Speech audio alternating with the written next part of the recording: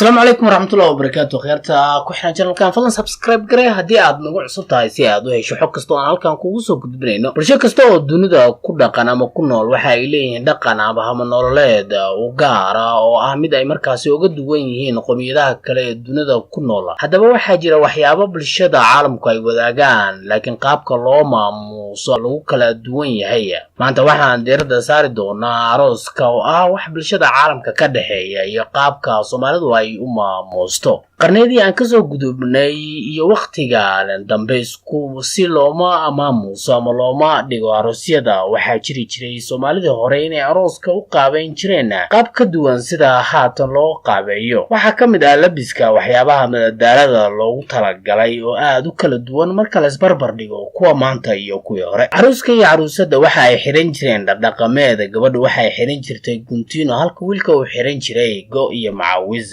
ciyaaraha la ciyaaro ay ahaan jireen gaafka, dhaantada iyo ciyaaro kale oo aan halkan ku soo koobi karin. Gabay ayaa sidoo kale waxa laga qaadi jiray goobta arooska ama goobaha markaasi aroosku ka dhacayo. Gaafka ayaa ahayd ciyaarta markasta ugu xiisaha badan oo goobta arooska ka dhacda. sidoo kale waxa la isweydiin jiray su'aalo, qofkii ku guuleysta su'aasha waxa abaalmarin uu heli jiray sacab loo tumo iyo inuu markaasi asagu doorto qofka uu la ciyaarayo ciyaaraha goobtaasi ka dhacaya. haddii qofkaas uu ku daraysto su'aasha la weydiiyay waxa la oran jiray dadka ka qosliya asoo markaasi chance loo siinayo inuu adeegsado wax kasta oo macquul ah oo dadka uu uga qoslin karo. dadka ayaa waxa ay inta badan adeegsan jireen heesaha geela, looda, ariga iyo waxyaabo kala duwan oo dadka markaasi uga qosliyaan. intaas kuma koobna habka ay Soomaalidu markaas ayagu ay maamuusi jireen aroosyada iyo qaababka ay u dhigi jireen xafladda arooskooda qarniyadii hore. laakiin haatan aan milicsano habka arooska casriga ay Soomaalidu u samayso. casriga ayaa waxa uu soo kordhiyay waxyaalo fara badan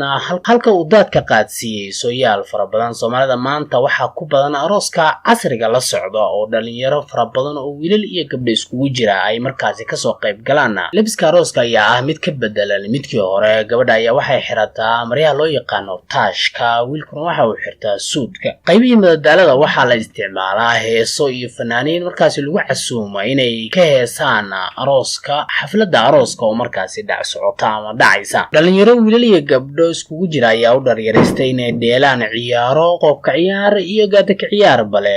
ubaxyo aan horey loo isticmaali jirin ayaa la isweydaarsadaa. caruuska iyo caruusada waxaa loo keenaa doolasho ay dhexda ka jaraan xafladda arooskooda. sidoo kale waxaa jira faraantiyo ay isku geliyaan lamaanaha is aroosay goobta arooskooda. iyadoo ay arrimahaas oo dhan jiraan ayaa waxaa jirta mararka qaarkood in la arko aroos uu dhiganayo hal qof.